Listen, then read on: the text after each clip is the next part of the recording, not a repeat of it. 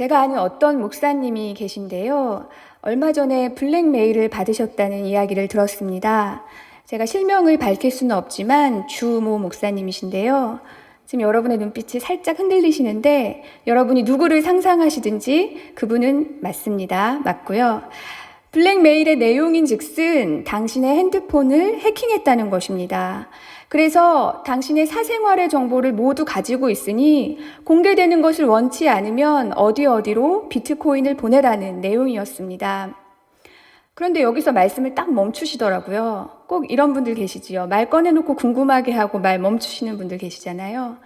그래서 성질 급한 제가 어떻게 했냐고 물었습니다. 그랬더니 뭘 어떻게 하냐고 그냥 두었고 아무 일도 일어나지 않았다고 말씀하시더라고요. 아마도 그 불특정 다수를 대상으로 보낸 블랙메일이었겠지만 그것을 받고는 밤에 잠 한숨도 못 자고 시키는 대로 한 사람도 있었겠지요.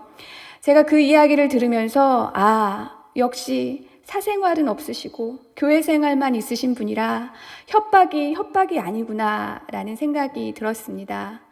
알고 보니 비트코인을 어떻게 하는지 몰라서 못 보내셨다는 뒷얘기가 있었지만 암튼 협박이 다 통하는 것은 아닌 것 같습니다. 그런데요, 협박만 그런 것 같지는 않습니다. 축복도 그렇습니다. 나한테는 축복인데 저 사람한테는 축복이 아닐 수 있지요.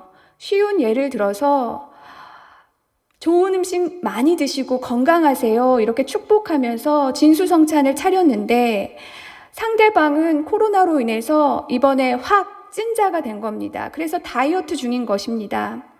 상대방에게는 산의 진미가 축복이 아니라 유혹이고 시험거리입니다. 영양이 결핍한 사람에게 좋은 음식을 잘 먹는 것이 건강의 축복이라면 시기를 조절해야 하는 사람에게는 음식을 절제하는 것이 건강의 축복입니다. 오늘 말씀은 지난주에 이어서 야곱이 죽기 전에 12명의 아들을 불러 모으고 한 사람 한 사람 축복하는 내용입니다. 야곱에게는 12명의 아들이 있었는데요. 첫 번째 부인 레아의 아들이 6명, 두 번째 부인 라헬의 아들이 6명, 그리고 레아의 여종의 아들이 2명, 그리고 라헬의 여종의 아들 2명, 이렇게 모두 12명입니다. 오늘은 레아의 2 아들과 나머지 아들들 해서 8명이 축복에 대한 내용입니다. 그런데 읽다 보면 과연 이것이 축복이 맞나? 이 정도면 저주 아닌가 싶을 정도로 이상한 내용도 있습니다.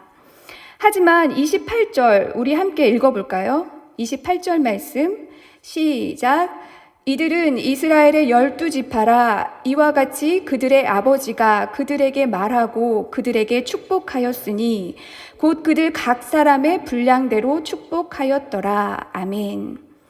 한글 번역으로는 축복이라는 단어가 2번 나오는데요. 히브리어 원어로 보면 각 사람의 분량대로 이 말을 직역하면 각 사람의 축복에 따라입니다. 그래서 총 3번의 축복이라는 말이 나옵니다. 그러니까 축복이 확실하다는 말씀이지요. 죽기 직전 야곱은 지금 12명의 아들 한 사람 한 사람의 그에 따라서 그 사람의 과거 행동, 기질, 성격, 적성, 소명, 은사, 관계, 환경 이런 것에 딱 알맞게, 딱 적당하게 축복하고 있는 것입니다. 무조건 내 눈에 좋아 보이는 것을 막 가득 빌어주는 것이 축복이 아니라 잘하는 아들은 더 잘할 수 있도록 응원하고 과거의 실수와 약점이 있는 아들은 그 문제를 직면하여서 고치도록 도전하고 또 이런저런 어려움이 예상되는 아들에게는 그 문제를 준비할 수 있게 하고 이길 수 있도록 격려하는 것이 진정한 축복입니다. 따라서 이런 축복은 사람이 자의적으로 할 수 있는 것이 아니겠죠. 야곱은 지금 각 사람의 분량을 정확히 아시고 복 주시기를 원하시는 하나님의 그 감동을 따라서 하나님의 복을 전해주는 대리자의 역할을 하고 있는 것입니다. 우리 13절 말씀 보시면 스불론은 해변에 거주하리니 그곳은 뱀에는 해변이라 그의 경계가 시돈까지 이르로다. 스불론은 장차 정착할 땅에 대한 축복을 받았습니다. 그런데 실제 스불론은 그 스불론이 정착한 땅은 육지로 둘러싸여서 해변과는 거리가 멀었습니다. 아마도 스불론의 어떤 한계 때문에 물리적으로는 땅을 차지하지 못했지만 육로를 통하여서 해상 무역을 하지 않았을까 그렇게 추측할 수 있습니다. 14절, 15절 보면 이사갈은 건장한 나귀라고 합니다. 이사갈은 쉴 곳을 보고 좋게 여기며 토지를 보고 아름답게 여깁니다. 이사갈은 실제로 이스라엘의 비옥한 평원을 차지하였습니다. 그런데 이사갈은 건강하기는 했지만 게으르고 진취적이지 못했던 것으로 보입니다. 그래서 양의 우리 사이에 꿇어 앉아서 이방 세력에게 압제를 받으면서 짐이나 매는 신세가 된다는 부정적인 축복을 받았습니다. 16절, 17절에 나오는 단은 처음에는 작은 지파였습니다. 그러나 떳떳하게 이스라엘의 한 지파로서의 위상을 가지고 백성을 심판할 것이라고 합니다.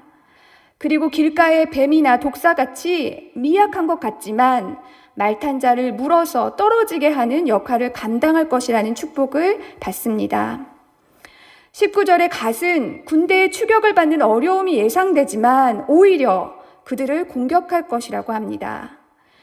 20절 아셀은 좋은 땅을 받아서 기름진 먹거리를 얻는다는 축복을 받는데요. 실제로 아셀이 정착한 곳은 지중해 근처의 비옥한 땅으로 올리브 기름으로 유명했다고 합니다. 21절 납달리는 노인 암사슴이 아름다운 소리를 바라는 것에 비유되는데요. 납달리는 북부 갈릴리 산지에 정착했는데 배부른 암사슴이 마음껏 뛰어노는 것처럼 자유로움과 민첩함을 가지고 주신 풍요를 누리는 그런 축복을 받았습니다.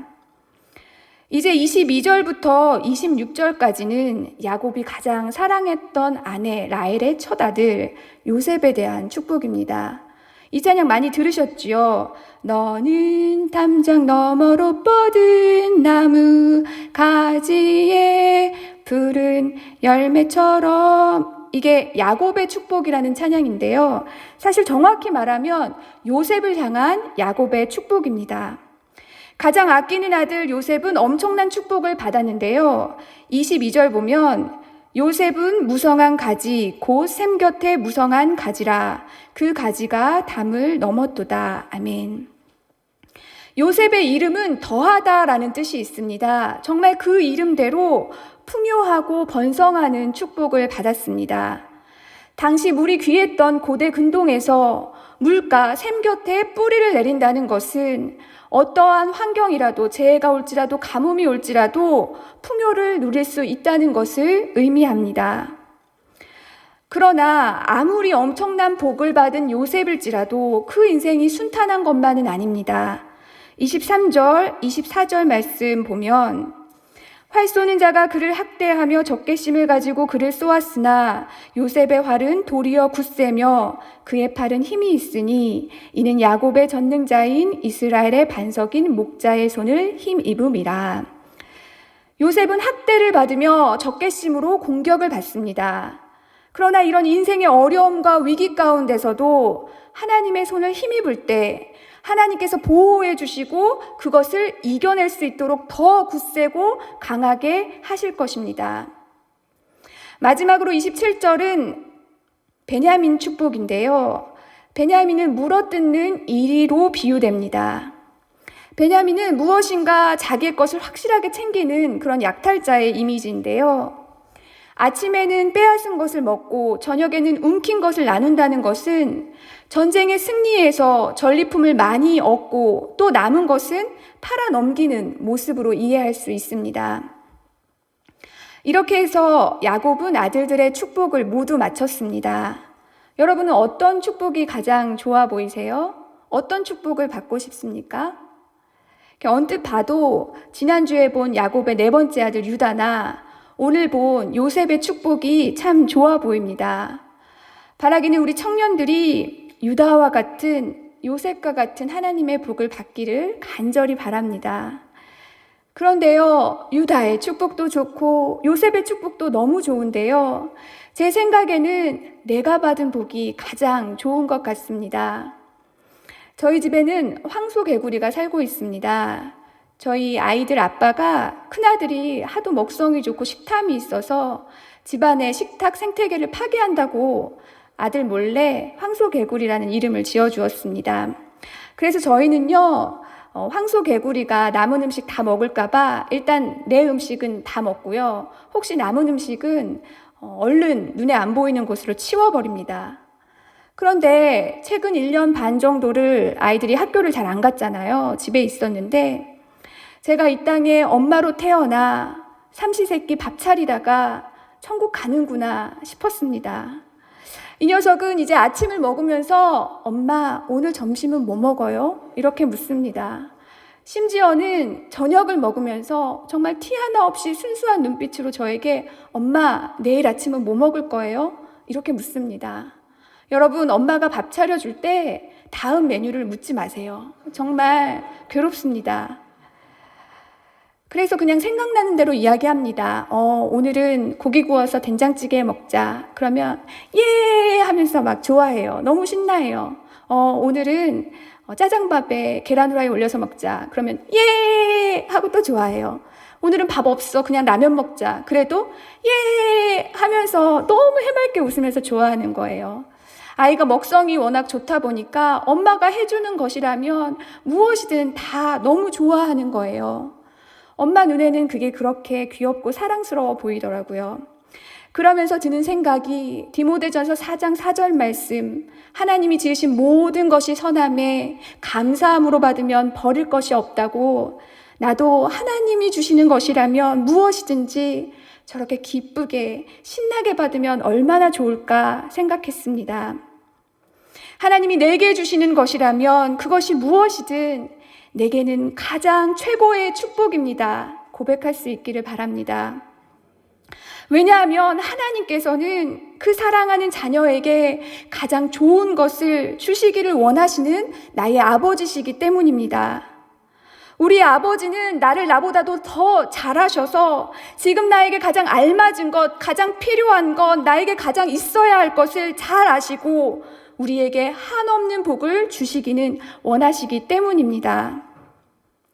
때로는 그것이 복으로 느껴지지 않을 수가 있습니다. 고통스러울 수도 있습니다. 억울할 수도 있습니다. 감당할 수 없는 것처럼 느껴질 수도 있습니다. 이게 과연 복이 맞나? 하나님이 나를 버리신 것은 아닌가? 이렇게 혼란스럽고 힘들 수도 있습니다.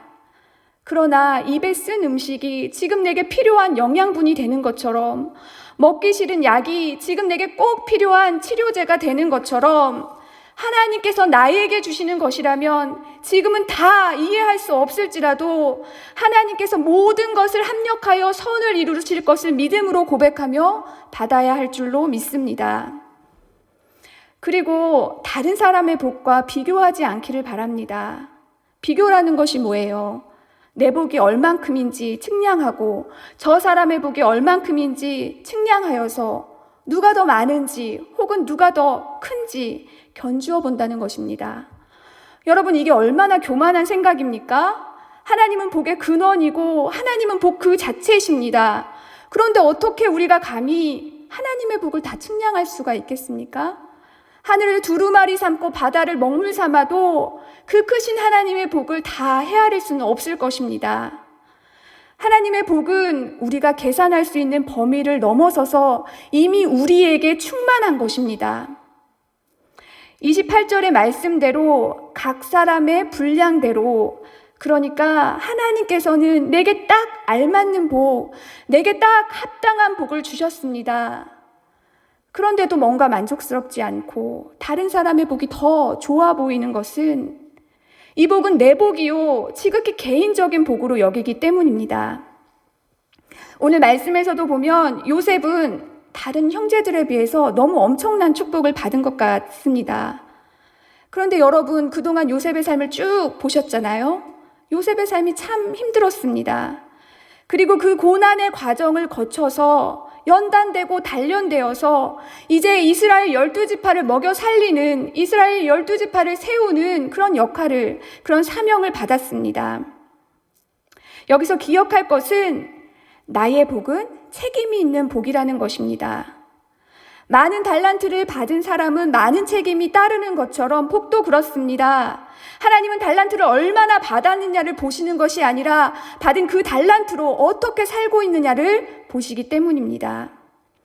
나만을 위한 복이 아니라 그것을 더 낮은 곳으로, 더 필요한 곳으로 흘러보내야 할 줄로 믿습니다. 49장 1절에 보면 야곱이 그 아들들을 불러 이르되라고 하지요. 2절에서도 보십시오. 야곱의 아들들아 너희 아버지 이스라엘에게 들을지어다 말씀합니다. 축복하기 전에는 그냥 야곱의 아들들이었습니다. 그런데 한 사람 한 사람 축복을 마친 후에는 28절에 뭐라고 합니까? 이들은 이스라엘의 12지파라. 이들은 이스라엘의 12지파라. 잘났든 못났든 축복을 많이 받았든 적게 받았든 어떤 축복을 받았든 이들은 각자의 축복을 받은 후에 이제 한 사람 한 사람이 하나님 앞에 존귀한 자가 되어서 이스라엘의 12지파로 세워진 것입니다.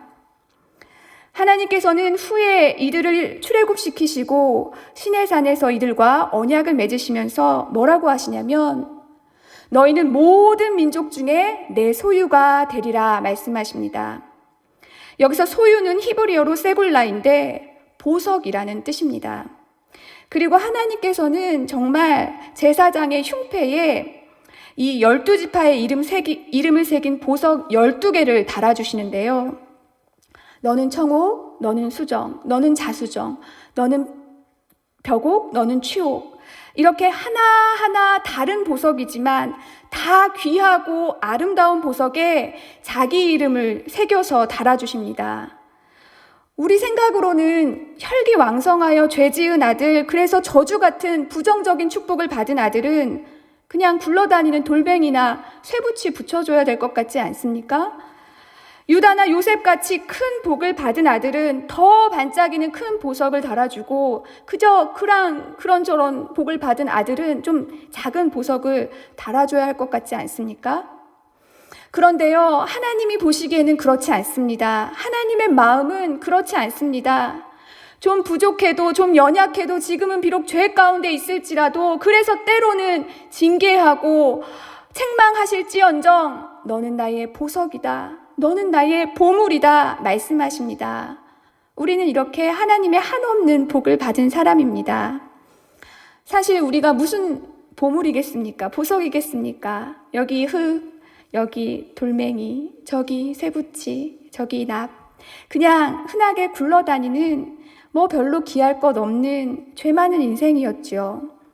내가 뭘 잘해서가 아니라, 내가 뭐 대단해서가 아니라, 내가 뭐 특별해서가 아니라 전적인 하나님의 선택으로 우리는 하나님의 존귀한 자녀, 하나님의 보석이 되었습니다. 우리 18절 말씀 같이 읽어보겠습니다. 시작. 여호와여 나는 주의 구원을 기다리나이다. 아멘. 여기서 구원은 히브리어로 예수아입니다. 후에 메시아이신 예수님의 이름이 되지요. 야곱은 아들들을 축복하다 말고 메시아의 구원을 바라는 기도를 합니다.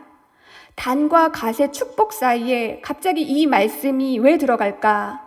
이것에 대해서는 몇 가지 견해가 있지만 그 중에 몇 가지는 단을 축복하고 보니 단의 인생이 너무 안타까워서 이런 기도가 나왔다. 또 노쇠한 야곱이 이제 죽음의 문턱까지 갔기 때문에 잠시 쉬어서 이런 기도를 드렸다. 뭐 이런 이야기가 있는데 어떤 것이 맞든지 중요한 것은 야곱이나 12아들이나 나나 너나 다 우리는 모두 한 사람도 빠짐없이 주의 구원을 바라고 기다려야 하는 인생이라는 것입니다. 그래야지 죄로 죽을 수밖에 없는 그저 그런 별 볼 일 없는 인생이 하나님 앞에서 보석과 같은 존귀한 인생이 되는 것입니다. 우리는 모두 소중하고 귀한 사람이 되고 싶습니다. 한 번 사는 인생 기왕이면 많은 복을 받아서 나도 한번 멋지게 살아보고 싶습니다. 그런데 나를 보고 내 인생을 보니 영 아닌 것 같습니다. 다른 사람은 예수님 믿고 복도 많이 받아서 간증하러 다니는데 내 인생은 왜 이렇게 초라하게 느껴지는지 예수님 믿는다고 어디 가서 예수님 믿으라고 하기에도 부끄러울 때가 있습니다. 아무리 찾아봐도 내게 주신 복이 무엇인지, 이게 과연 복은 맞는 건지 나한테는 뭐 하나 쉬운 게 없는 것 같습니다. 물론 내 부족함도 있고 내 죄도 너무 잘 알기에 스스로 주눅이 들고 위축이 될 때도 있습니다. 그럴 때 더욱 하나님을 바라보시기를 바랍니다. 하나님께 내 인생을 맡기고 던지시기를 바랍니다. 젊은 날에 내 인생을 놓고 하나님 앞에 말씀과 기도로 씨름하시기를 바랍니다. 하나님은 나보다 더 나를 잘 아시고 나보다 더 나를 사랑하시기에 지금 나에게 주시고자 하는 것이 내 인생의 최고의 복이라는 이 믿음을 가지고 그것을 받아서 누리시기를 바랍니다. 연금술 들어보셨지요? 연금술은 아주 오래전 고대부터 시작되었는데요. 납이나 구리와 같은 값싼 금속을 금이나 은과 같은 기금속으로 만드는 것을 말합니다. 연금술사들은 1000년이 넘도록 계속해서 이렇게 스스로 귀한 것을 만들어 보고자 노력했습니다. 그런데 결과는 어땠나요? 다 실패했습니다. 아무도 성공하지 못했습니다. 마치 우리 인생을 보는 것 같습니다. 우리는 누구나 존귀한 인생이 되고 싶은 갈망이 있습니다. 그러나 세상이 말하는 대로, 세상이 요구하는 대로 어쭙지 않은 우리의 노력으로 우리가 존귀한 사람이 되는 것이 아닙니다. 나의 힘으로 높아지려 하고 스스로 존귀한 인생을 살려는 모든 노력은 허사입니다. 실패입니다. 나를 존귀한 사람으로 만들어주시고 세워주시고 우리의 인생을 보석으로 만드시는 분은 하나님 한 분밖에 없습니다. 오늘 이 시간 주의 구원을 바라면서 나의 분량에 따라 나에게 가장 좋은 복 주시기를 원하시는 하나님을 신뢰하며 하나님께 기도하며 나아가는 우리 복된 대전도안교회 청년들 또 성도님들 되시기를 주님의 이름으로 축복합니다. 기도하겠습니다. 하나님, 돌과 같고 흙과 같은 그저 그러한 인생을 하나님께서 택하여 주셔서 귀한 보석으로 삼아주시니 감사합니다. 오직 하나님의 구원을 바라며 하나님이 나의 분량에 따라 내게 주신 복을 구하며 누리며 살아가는 인생 되게 하여 주옵소서. 예수님의 이름으로 기도합니다. 아멘.